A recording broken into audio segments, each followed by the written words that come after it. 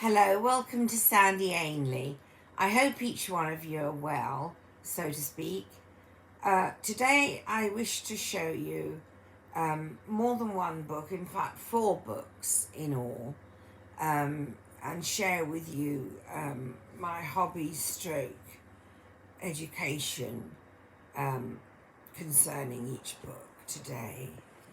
The first book is on the subject of the late Julia Child.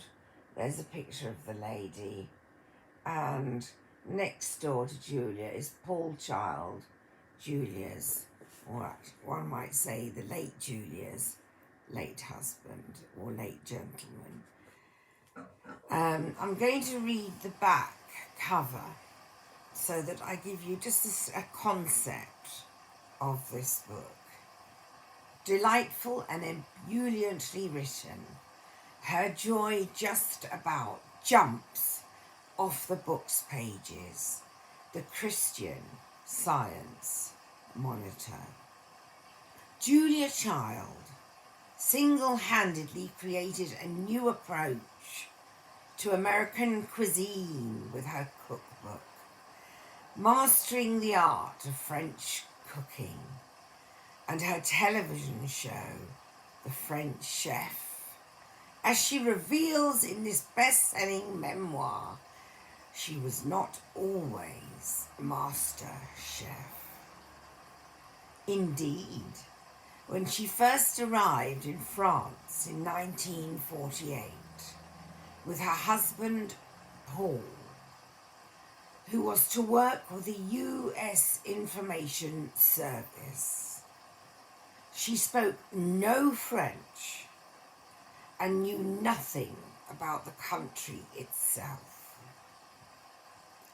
But as she dove into French culture, buying food at local markets and taking classes at the Cordon Bleu, her life changed forever with her newfound passion for cooking and teaching.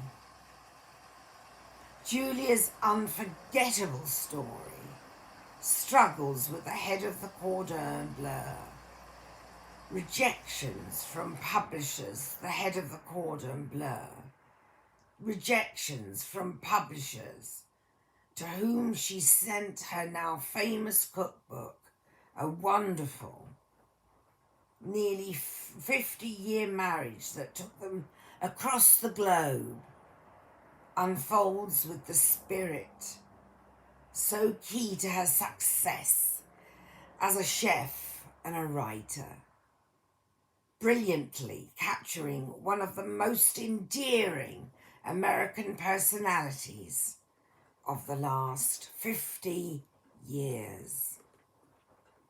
There we are. And I'll just show you a bit of the back where Julia Child is here, I think, sitting on a bench. And then there's Julia Child, the late Julia Child, as one might say, cooking. And then, or doing the chef bit, to be more precise. And then there's, I think, Julia Child looking over from a balcony. So I'm just going to, excuse me please, drink some coffee.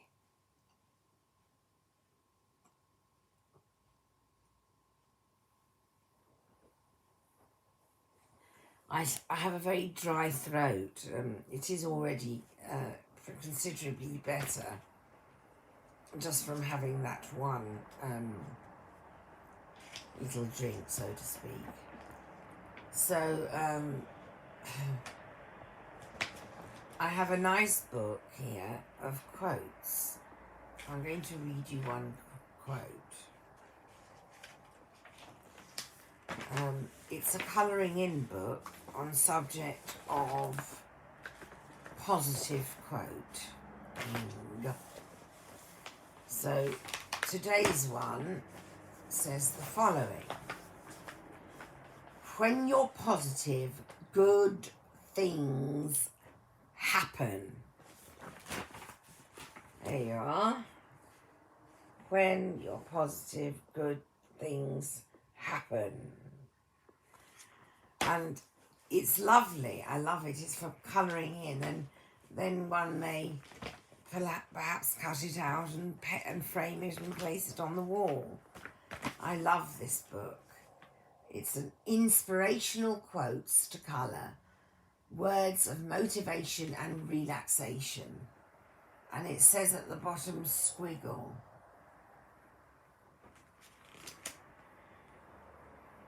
Yes, superb. One more drink, please, if I may, for now.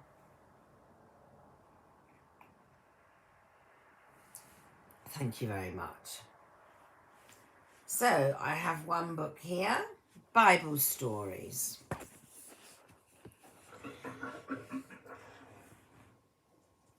From the Old Testament. There's a picture of Noah's Ark, I think it is. Please forgive me if I'm incorrect. I don't think I'm incorrect. I'm just being silly. Right, I have a nice book here because it's got pictures in it, and I like a book with pictures. It gives me encouragement. And today's one is going to be on subject of the Tower of Babel. Here's a... Don't lose it, Sandy, please. Oh, where's it? Disappeared off too. Sorry, excuse me, please.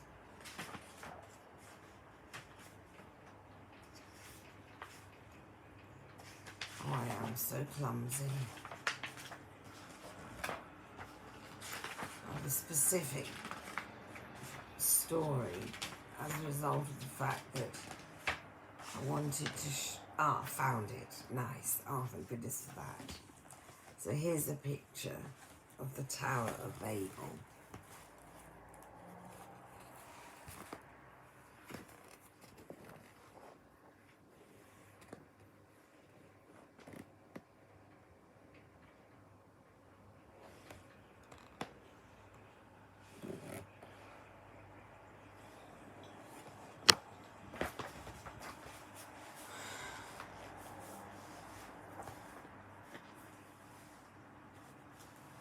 To begin with, the world had only one language, so everyone could understand everyone else.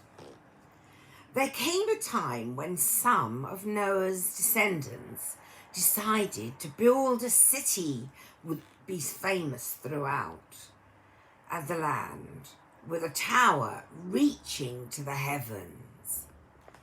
But God feared they were becoming too proud and vain, so he made them unable to understand one another.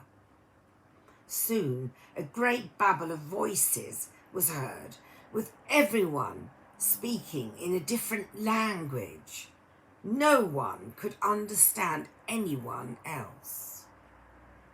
In all the confusion, buildings stopped and the people scattered far wide. The tower became known as the Tower of Babel. There we are. I hope you enjoyed that. The story is, in my opinion, self-explanatory. If I can get the wording out. Please excuse me.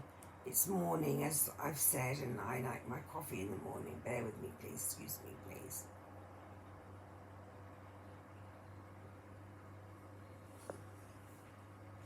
Okay, so one more book.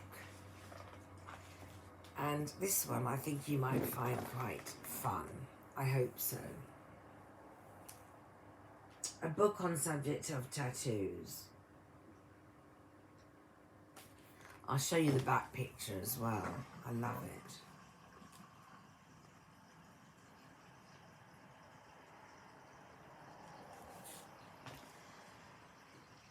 Do you have any tattoos? I have 1, 2, 3, 4 tattoos. Very minor ones.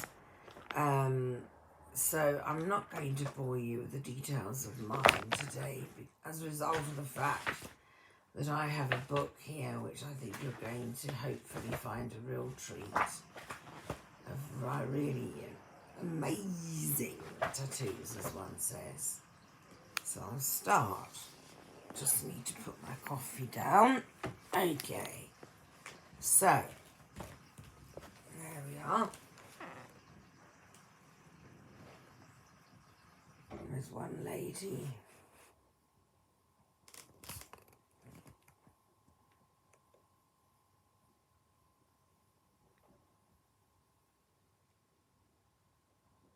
And one more picture.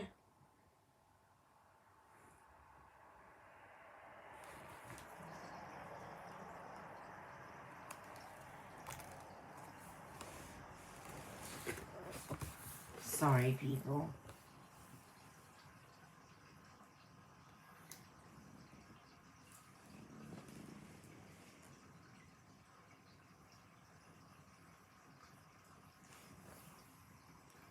Isn't it just smashing? I love the rose one. Oh, that's my favourite so far. Wow, can you imagine wearing a skull on one's skin? Fascinating for me, personally. Oh, wow. That's wild.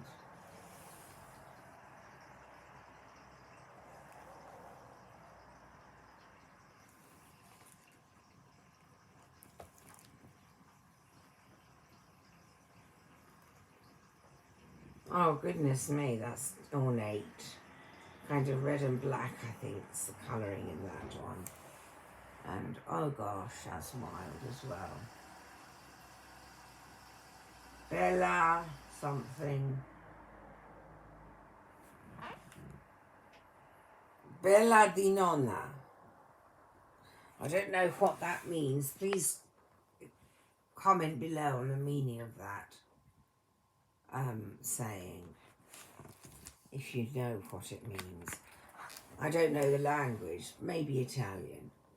Oh, what a superb face of makeup. And there's beautiful tattoos. What does this one say? I ask myself. Create what's meaningless. It's better to destroy than create what's meaningless. That's interesting, put and thought out of. On subject of, I mean. Wow, that's wild again. I like it though. I like a bit of the rebel. There's more of a rebel in me than you may assume. I know why that page is so partially cut. Because somebody called Sandy Amy cut it. Right, so I've shown you each book for this morning. I'm going to talk a little bit, I've decided. And this morning I'm going to talk a little bit on the subject of little Charlotte, I think's the name, Prince William and Catherine's daughter. And this little princess, I think one names the little girl as, is really, I think, going to be an absolute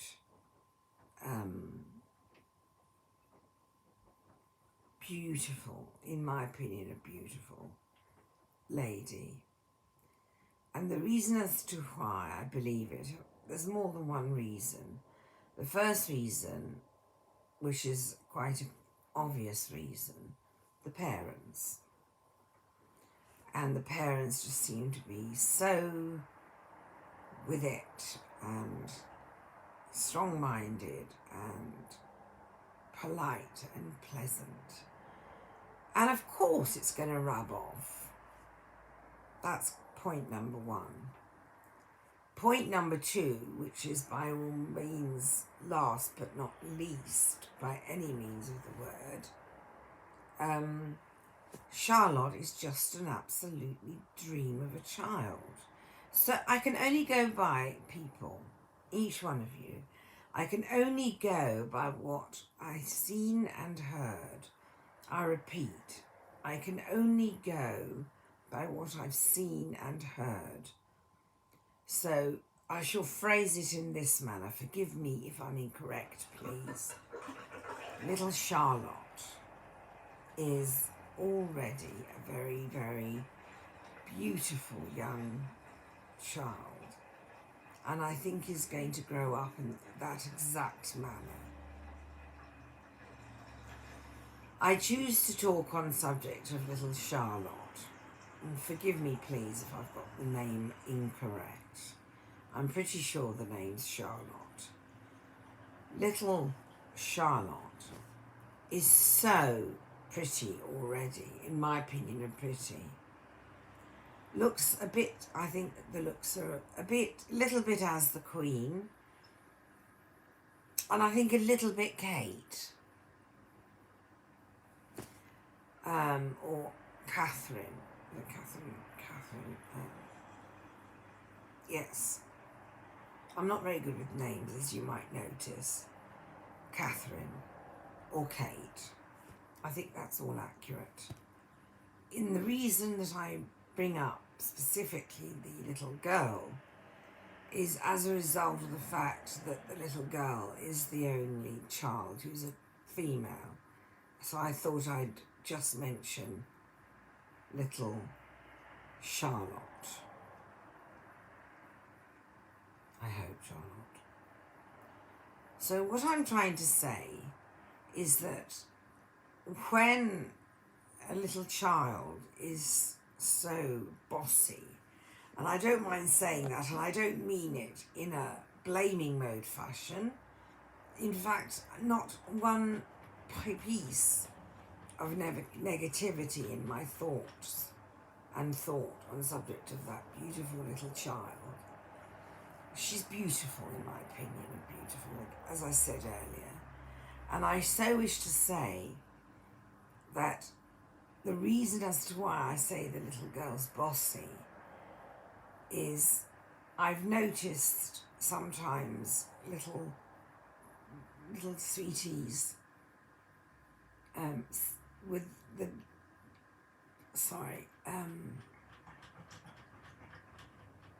Charlotte sitting in an audience with her brother beside her, and Charlotte saying to the little boy, "You keep good manners." And I've noticed on more, if I'm not mistaken, on more than one occasion, unless it's the same occasion and it was just at different times that I saw that one occasion, I've witnessed watching the little girl, or if you like, Charlotte, being quite bossy with the little brother or the big brother, whoever.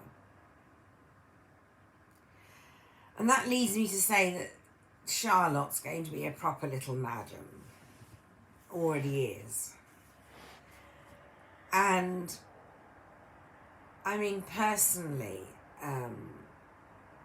I see the whole family, the immediate family of Charlotte, as a family that are going to do more and more positive elements, and certainly seem to me to be the so-called ideal family, whatever that's supposed to mean. So on that positive note, I hope that you have found some joy in watching my vlog today. I hope you're enjoying the finale of today's vlog, and each piece of work was read by Sandy Ainley. And welcome, and I thank you for your time, and I thank you for your concentration to my entertainment. And please take care, and please take care of one another, and please like and subscribe. I need the subscribers. Once I've reached 50 subscribers, I would like to start doing live work.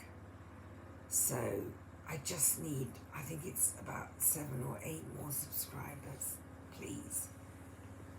Click on the link below, I think one says. Like and subscribe, please. Bye-bye.